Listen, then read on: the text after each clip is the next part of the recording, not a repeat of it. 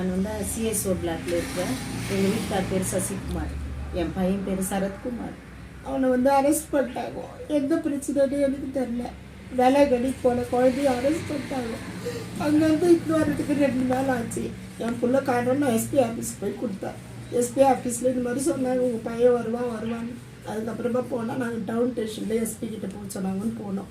அங்கே அவர் சொன்னார், உங்கள் பையன் வந்திருக்கிறான், ஆனால் திருட்டு ஒத்துனுக்கிறான் அப்படின்னு சொன்னாருங்க. அது நாங்கள் நம்பல. எஸ்பி ஆஃபீஸ்க்கு போனோம்.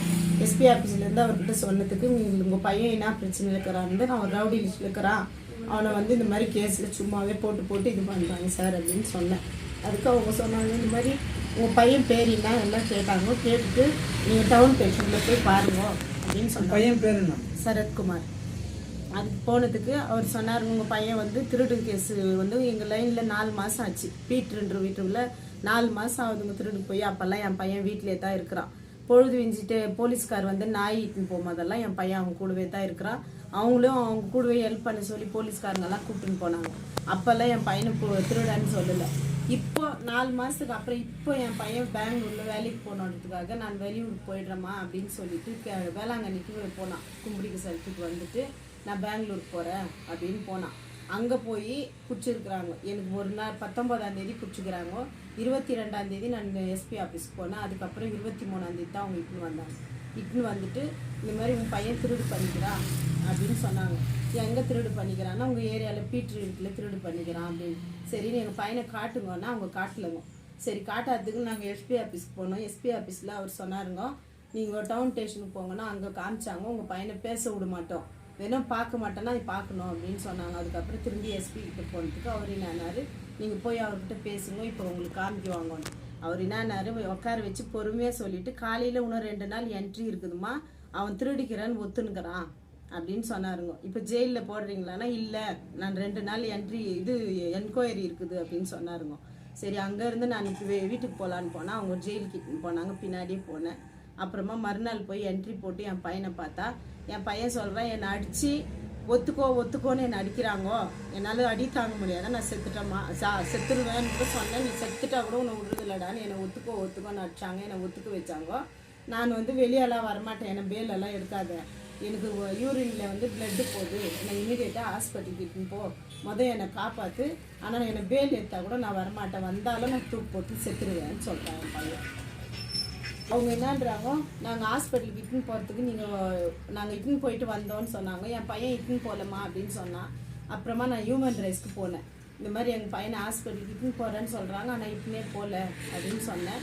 அதுக்கு அவங்க வந்து நீங்கள் இட்டுன்னு போகிறதுக்கு போலியான்னு நான் ஹியூமன் ரைட்ஸ்க்கு போனால் அவரு என்ன சொன்னாருங்க, நம்ம லாயர் வைக்கணும், லாயர் வச்சு நம்ம அப்ளிகேஷன் போட்டால் தான் நம்ம அவங்கள ஹாஸ்பிட்டலுக்கு இட்டுன்னு வர முடியும்னு லாயர் வச்சு கொடுத்தாருங்க. அந்த லாயர் இட்டுன்னு நான் ஜெயிலுக்கு போனாங்க. அப்ளிகேஷன் எல்லாம் போய் கொடுத்ததுக்கு அவங்க இட்டுன்னு போகிறதுக்கு முன்னே காலையிலே ஹாஸ்பிட்டலுக்கு இட்டுன்னு போயிட்டு வந்துட்டுக்கிறாங்க. அந்த மேலே வந்து ஜட்ஜுக்கு அனுப்பிட்டுக்கிறாங்க, நைட்டு நாங்கள் ஹாஸ்பிட்டலுக்கு இட்டுன்னு வந்துட்டோன்னு. நாங்கள் மறுநாள் போய் ஜெயிலர்கிட்ட அவரை கூப்பிட்டுன்னு லாயரை கூப்பிட்டுன்னு போனால் இல்லை உங்களுக்கு என்ட்ரி போடல அப்படின்னு சொல்லிட்டாங்க. திரும்பி நாங்கள் எஸ்பி ஆஃபீஸ்க்கு போனோம்.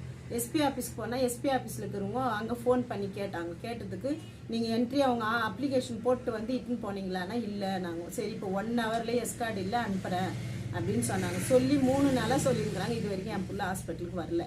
நானும் ஹாஸ்பிட்டல்லே உக்காந்துக்கிறேன், ஜெயில்கிட்ட போகிறேன், கோர்ட்டுக்கிட்ட போகிறேன், இப்படியே சுற்றின்னு தாங்கிறன ஒளி என் பிள்ளை வந்து ஹாஸ்பிட்டலுக்கு வரல, இன்னுமே வரல. இப்போ கூட 11 மணி வரைக்கும் உக்காந்துக்கிறேன், என் பிள்ளை வரல. என்ட்ரி போடுறதுக்கு போனாலும் என்ட்ரி போட்டாலும் விடமாட்டேன்றாங்க. என் பையனை காட்ட விடமாட்டேன்றாங்க.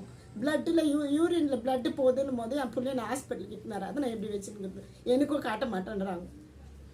இதுக்காக நான் உங்களுக்கு இது கொடுக்குறேங்க நியூஸ். சரிங்க, இப்போது போலீஸ் பார்த்துட்டீங்க, கோர்ட்டு பார்த்துட்டீங்க, இப்போ ப்ரெஸ்கார் மூலிமா உங்களுக்கு என்ன ஹெல்ப் வேணுங்க?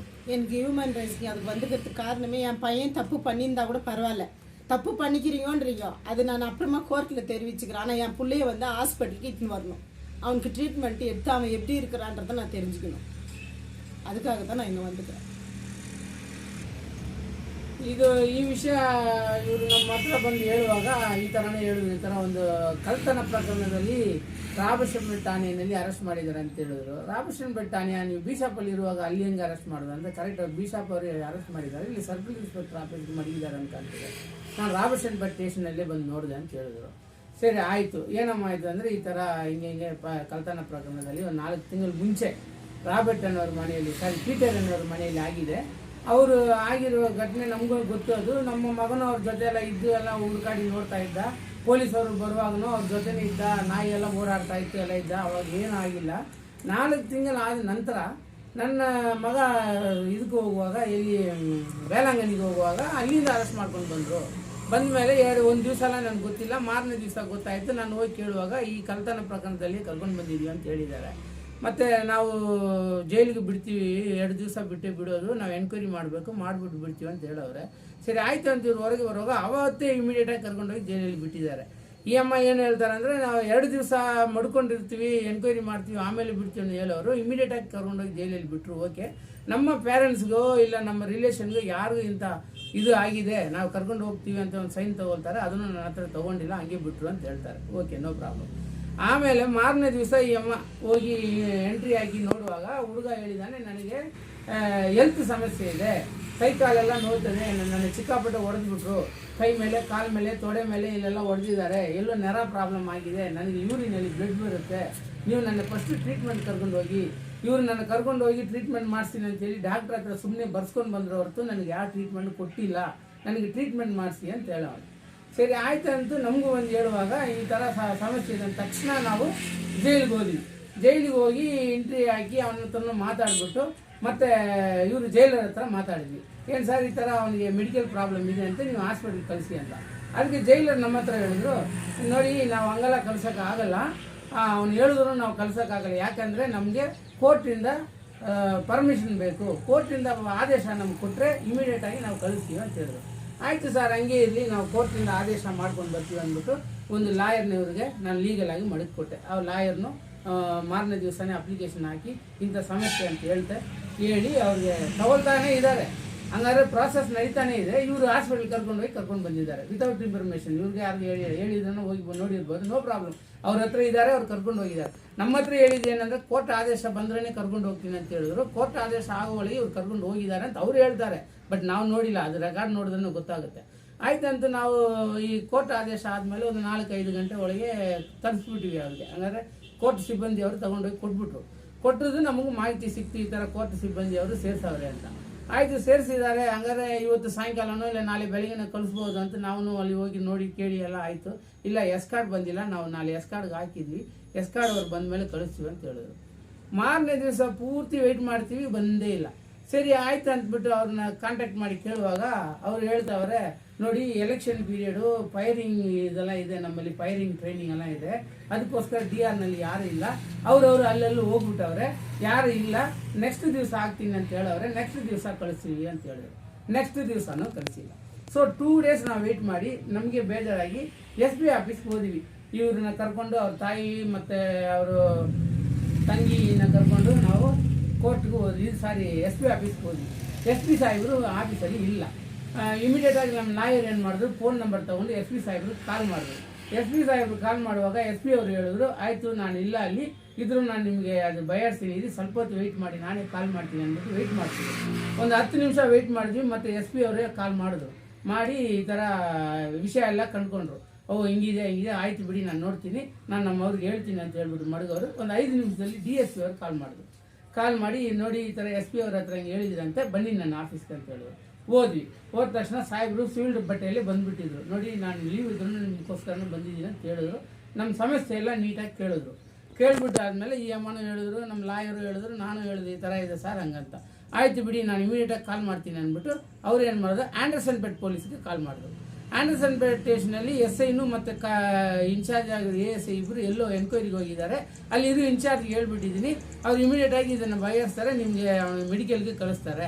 ನಾನು ಇನ್ನೊಂದು ಕಂಡುಹಿಡಿತೀನಿ, ಅವರು ಆದೇಶ ಮುಂಚೆ ಹಾಸ್ಪಿಟ್ಲ್ ಕಳಿಸಿದ್ದಾರೆ, ಇಲ್ಲ ಆದೇಶ ಹಿಂದೆ ಡೇಟ್ ಕಳಿಸಿದಾರಾ ಅಂತ ಹೇಳ್ಬಿಟ್ಟು ಅವರು ಹೇಳಿದ್ರು. ಆಯ್ತು ಸರ್ ಹೆಂಗೆ ಮಾಡಿ ಅಂದ ತಕ್ಷಣ ಒಂದು 2 ಅವರ್ ಬಿಟ್ಬಿಟ್ಟು ನಾವು ಮತ್ತೆ ಜೈಲರ್ ಕಾಲ್ ಮಾಡುವಾಗ ನಾನು ಹೇಳಿದ್ದೀನಿ ಗಾಡಿ ಕಳಿಸ್ತೀನಿ ಅಂತ ಹೇಳಿದ್ದಾರೆ. ಗಾಡಿ ಬಂದ ತಕ್ಷಣ ಅವ್ರು ಎಸ್ ಕಾರ್ಡ್ ಬಂದ ತಕ್ಷಣ ನಾನು ಹಾಸ್ಪಿಟ್ಲ್ ಕಳಿಸ್ತೀನಿ ಅಂತ ಹೇಳಿದ್ರು. 5 ಗಂಟೆ ಆಯಿತು, 6 ಗಂಟೆ ಆಯಿತು, 10 ಗಂಟೆ ಆಯಿತು, ಕಳಿಸಲೇ ಇಲ್ಲ ಅವತ್ತು. ಸೊ ಕೋರ್ಟ್ ಆದೇಶನೂ ಇವ್ರು ಯಾರೂ ರೆಸ್ಪೆಕ್ಟ್ ಕೊಡ್ತಾ ಇಲ್ಲ. ಒಂದು DSP SP ಹೇಳಿದಕ್ಕೂ ರೆಸ್ಪೆಕ್ಟ್ ಕೊಡ್ತಾ ಇಲ್ಲ. ಇವ್ರು ಯಾರನ್ನ ಕಾಪಾಡೋಕೆ ಹಿಂಗೆ ಮಾಡ್ತಾ ಇದ್ದಾರೆ? ಪೊಲೀಸವ್ರಿಗೆ ಮನಸ್ಸು ಬಂದಾಗ ಕರ್ಕೊಂಡು ಹೋಗೋದು, ಹೊಡಿಯೋದು, ಬಡಿಯೋದು ಇದೆಲ್ಲ ಮಾಡೋದು ನ್ಯಾಯನ? ಇವ್ರು ಹೇಳುವ ಅಪರಾಧ ಮೇಲೆ ನಾನು ಮಾತಾಡ್ತಾ ಇದ್ದೀನಿ. ಪೊಲೀಸ್ ಅವರು ಹೊಡೆದಿದ್ದಾರೆ, ನಾನು ಕಣ್ಣಲ್ಲಿ ನೋಡಿದ್ದೀನಿ ಅಂತ ಹೇಳಿಲ್ಲ. ಇವ್ರು ಹೇಳುವ ಏನಂದ್ರೆ ಮಗ ಹೇಳಿದಾನೆ, ಅವ್ರು ಹೊಡೆದಿದ್ದಾರೆ, ಹಿಂಗೆ ಏಟುಗಳು ಬಿದ್ದಿದೆ, ನನಗೆ ಹೆಲ್ತ್ ಸಮಸ್ಯೆ ಆಗಿದೆ, ನಾನು ಹಾಸ್ಪಿಟಲ್ ಕರ್ಕೊಂಡು ಹೋಗಿ ಅಂತ ಇವ್ರ ತಾಯಿ ಹತ್ರ ಹೇಳಿ ಅಳ್ದಿದ್ದಾನೆ. ತಾಯಿನೂ ಹಿಂಗೆಲ್ಲ ಪಾಪ ಇಷ್ಟು ಕಷ್ಟ ಬಿದ್ದು ಒಂದು ಲಾಯರ್ನ ಮಾಡಿ ಆದೇಶ ತಗೊಂಡು ಅದನ್ನು ಕೊಟ್ಟ ಮೇಲೂ ಈ ತಾಯಿಗೂ ತೋರಿಸಿಲ್ಲ, ಅವನ್ನ ಕರ್ಕೊಂಡೋಗಿ ಹಾಸ್ಪಿಟಲಲ್ಲಿ ಬಿಟ್ಟಿಲ್ಲ ಅಂದ್ರೆ ಇದು ಏನು ಡಿಪಾರ್ಟ್ಮೆಂಟ್, ಯಾಕೆ ಹಿಂಗೆ ಮಾಡ್ತಾ ಇದ್ದಾರೆ? ಒಂದು ಮನುಷ್ಯತ್ವಕ್ಕೆ ಮರ್ಯಾದೆಯೇ ಇಲ್ವಾ? ಒಂದು ಲೈಫ್ಗೆ, ಒಂದು ಪ್ರಾಣಗೆ ವ್ಯಾಲ್ಯೂವೇ ಇಲ್ವಾ? ಅವನ ಕಳ್ಳನ ಆಗಿರ್ಲಿ, ಅವನು ರೌಡಿ ಆಗಿರ್ಲಿ, ಅವನ ಟೆರರಿಸ್ಟ್ ಆಗಿರ್ಲಿ, ನಮ್ಮ ಕಾನ್ಸ್ಟಿಟ್ಯೂಷನಲ್ಲಿ, ನಮ್ಮ ಸಂವಿಧಾನದಲ್ಲಿ, ನಮ್ಮ ಸೊಸೈಟಿಯಲ್ಲಿ ಹಿಂಗೆ ಹೇಳ್ತದ? ಕಾನೂನು ಹಂಗಿರ್ತದ ಒಬ್ಬನಿಗೆ ಮೆಡಿಕಲ್ ಫೆಸಿಲಿಟಿ ಕೊಡಬಾರ್ದಂತ? ಕೋರ್ಟ್ ಆದೇಶನೇ ನೀವು ರೆಸ್ಪೆಕ್ಟ್ ಮಾಡಿಲ್ಲ ಅಂದ್ರೆ ನೀವು ಏನು ಲಾ ಅಂಡ್ ಆರ್ಡರ್ನ ನೀವು ಕಾಪಾಡ್ತೀರಾ? ಯಾವ ಲಾ ಅಂಡ್ ಆರ್ಡರ್ ಎಲ್ಲೋ ಈಗ ಕಾಪಾಡ್ತಾ ಇದ್ದೀರಾ ಎಲ್ಲ ನೀವು? ಕೋರ್ಟ್ ಆರ್ಡರ್ ಇನ್ನೂ ರೆಸ್ಪೆಕ್ಟ್ ಇಲ್ಲ. 3 ದಿವಸದಿಂದ ಬಿದ್ದಿದೆ ಕೋರ್ಟ್ ಆರ್ಡರ್, ನೀವು ಕರ್ಕೊಂಡು ಹೋಗಿಲ್ಲ ಅವನ ಹಾಸ್ಪಿಟ್ಲಿಗೆ. ಹಂಗಾದ್ರೆ ನೀವು ಯಾವ ಲಾ ಅಂಡ್ ಆರ್ಡರ್ನ ಯಾಕೆ ಕಾಪಾಡೋರು? ಯಾವ ಲಾ ಅಂಡ್ ಆರ್ಡರ್ ಅಂಡರಲ್ಲಿ ಇದ್ದೀರಾ ನೀವು? ಇದು ಕೇಳೋಕೆ ಬರುತ್ತಾ ಇಲ್ವಾ ನಮಗೆ? ಆಯ್ತು, ಇವತ್ತು ರಜಾ, ನಾಳೆ ರಜಾ, ನಾಡ್ದು ರಜಾ ಅಂತಾನೆ ಕೂತ್ಕೊಂಡಿರಿ, ಪರವಾಗಿಲ್ಲ, ಅವ್ನ ಪ್ರಾಣ ಹೋಗುತ್ತೆ ಏನು ಹೋಗುತ್ತೆ ನೀವು ಜವಾಬ್ದಾರಿ ಆಗ್ತೀರಾ? ಟ್ಯೂಸ್ಡೇ ಈ ತಾಯಿನ ಕರ್ಕೊಂಡು ಇರೋ ಆಫೀಸೆಲ್ಲ ಬೆಂಗಳೂರಲ್ಲೆಲ್ಲ ತಿರುಗ್ತೀನಿ, ಹ್ಯೂಮನ್ ರೈಟ್ಸ್ ಕಮಿಷನಲ್ಲಿ ಕಂಪ್ಲೇಂಟ್ ಮಾಡ್ತೀನಿ, ಪೊಲೀಸ್ ಮಿನಿಸ್ಟ್ರಿಗೆ ಕಂಪ್ಲೇಂಟ್ ಮಾಡ್ತೀನಿ, DGPಗೆ ಕಂಪ್ಲೇಂಟ್ ಕೊಡ್ತೀನಿ, ನಮ್ಮ ಗವರ್ನರ್ಗೆ ಒಂದು ಕಂಪ್ಲೇಂಟ್ ಕೊಡ್ತೀನಿ. ಇದನ್ನ ಅವ್ರು ಹೆಂಗೆ ಎನ್ಕ್ವೈರಿ ಮಾಡಿ ಏನು ಎಂತ ನೋಡ್ತಾರೆ. ಒಂದು ಯಾರಾಗಿರ್ಲಿ, ಇವಾಗನೂ ನಾನು ಹೇಳ್ತಾ ಇದ್ದೀನಿ, ಅವನ ಟೆರರಿಸ್ಟ್ ಆಗಿದ್ರು ಅವನಿಗೂ ಕೊಡುವ ನಮ್ಮ ಫಂಡಮೆಂಟಲ್ ರೈಟ್ಸಲ್ಲಿ ಏನಿದೆಯೋ, ನಮ್ಮ ಹ್ಯೂಮನ್ ರೈಟ್ಸ್ನಲ್ಲಿ ಏನಿದೆಯೋ ಆ ಫೆಸಿಲಿಟಿ ಕೊಡಲೇಬೇಕು. ಅನ್ನ, ಆಹಾರ, ನೀರು, ಅವನ ಗೌರವತೆಗೆ ಏನು ಪ್ರಾಬ್ಲಮ್ ಆಗಬಾರ್ದು, ಅವನ ಹೆಲ್ತ್ಗೆ ಏನು ಇಶ್ಯೂ ಆಗಬಾರ್ದು, ಇದೆಲ್ಲ ನೋಡ್ಬೇಕಲ್ಲ. ಇಂಥವು ನೋಡದೆ ನೀವು ನಾವು ಮೆಡಿಕಲ್ ಕಳಿಸಿ ಅಂತ ಒಂದು ಆದೇಶ ಕೊಟ್ಟ ಮೇಲೂ ನೀವು ಇನ್ನೂ ಕಳಿಸಿಲ್ಲ ಅಂದ್ರೆ ಅದು ಯಾರ ಮೇಲೆ ನಾವು ಆಕ್ಷನ್ ತಗೋಬೇಕು? ಹಂಗಾದ್ರೆ ಪೊಲೀಸ್ ಎನ್ಕ್ವೈರಿ ಮಾಡಲೇಬಾರ್ದಾ? ಮಾಡ್ಲೇಬಾರ್ದು. ಪೊಲೀಸ್ ಎನ್ಕ್ವೈರಿ ಮಾಡ್ಲಿ ಸ್ವಾಮಿ, ಯಾರನ್ನ ಬೇಡ ಅಂತ ಹೇಳಿದ್ದು? ಒಂದು ಕಳ್ತನ ಆದ್ಮೇಲೆ ಅದು ಪೊಲೀಸ್ ಜವಾಬ್ದಾರಿನೇ ಅದು ಕಂಡುಹಿಡಿಯೋದು. ಅದು ಕಂಡುಹಿಡಿಯೋಕೆ ಅವ್ರು 1000 ಕೆಲಸ ಏನಿದೆಲ್ಲ ಮಾಡ್ಲಿ, ಅದು ಯಾವುದನ್ನು ಅಡ್ಡಿಪಡಿಸಲ್ಲ. ಅವ್ರು ಯಾರನ್ನ ಇಷ್ಟ ಮಾಡ್ತಾರೋ ಅವ್ರು ಅರೆಸ್ಟ್ ಮಾಡಲಿ, ಯಾರ ಮೇಲೆ ಕೇಸ್ ಹಾಕ್ತಾರೋ ಕೇಸ್ ಹಾಕ್ಲಿ, ಎಲ್ಲಿ ವಿಚಾರಣೆ ಮಾಡ್ತಾರೋ ಮಾಡಲಿ. ಚಿತ್ರ ಹಿಂಸೆ ಅನ್ನೋದು ಕೊಡಬೇಡ ಅನ್ನೋದು ಮಾತೇ ನಾವು ಮಾತಾಡ್ತಾ ಇರೋದು ಹೊರತು ಅವ್ರನ್ನ ಅರೆಸ್ಟ್ ಮಾಡಬೇಡ, ಈ ವಿಷಯದಲ್ಲಿ ಎಂಟ್ರ್ ಆಗಬೇಡ, ಇದನ್ನ ಇದು ಮಾಡಬೇಡ ಅಂತ ಯಾರು ನಾವು ಹೇಳಿಲ್ವೇ? ಕಾನೂನು ಪ್ರಕಾರ ಅವ್ರು ಏನಿದೆ ಅದು ಮಾಡ ಅಂತಾನೆ ನಾವು ಹೇಳ್ತಾ ಇರೋದು ಹೊರತು ಅವ್ರು ಯಾಕೆ ಹಿಂಗೆ ಮಾಡಿದ್ದಾರೆ, ಯಾಕೆ ಹಂಗೆ ಮಾಡ್ತಾರೆ ಅಂತ ಕ್ವಶನ್ ಮಾಡೋಕೆ ನಾವು ಈಗ ಬಂದಿಲ್ಲ. ನಾವು ಕೇಳ್ತಾ ಇರೋದು ಮೆಡಿಕಲ್ ಫೆಸಿಲಿಟಿ ಅವ್ನಿಗೆ ಬೇಕನ್ನುವಾಗ ನೀವು ಯಾಕೆ ಕೊಟ್ಟಿಲ್ಲ? ಅದು ಒಂದೇ ಮಾತು. ನೀವು ಅರೆಸ್ಟ್ ಮಾಡಿದ ಬಗ್ಗೆ ನಾನು ಕೇಳಿಲ್ಲ, ನೀವು ಕೇಸ್ ಹಾಕಿರೋ ಬಗ್ಗೆ ಕೇಳಿಲ್ಲ, ಅದೆಲ್ಲ ನೀವು ಮಾಡಿ. ನಿಮ್ದು ಸ್ಟೆಪ್ ಏನಿರುತ್ತೆ ಫರ್ದರ್? ಇದು ಮೆಡಿಕಲ್ದು ಇವರು ಮಾಡಿರೋ ತಪ್ಪುನ ನಾನು ಬೆಂಗಳೂರು ತನಕ ತಗೊಂಡು ಹೋಗ್ತೀನಿ. ಅದಕ್ಕೆ ಯಾರು ಇದನ್ನ ಯಾರನ್ನ ಕಾಪಾಡೋಕ್ಕೆ ಯಾರು ಏನು ಮಾಡಿದ್ರು ಇದಕ್ಕೆ ಅವ್ರ ಆನ್ಸರಬಲ್, ಅವ್ರು ಮಾಡಲೇಬೇಕು, ಇದು ಎನ್ಕ್ವೈರಿ ಮಾಡಲೇಬೇಕು, ಅದು ಮಾಡ್ತೀನಿ ಅಷ್ಟೇ. ನಮಸ್ಕಾರ.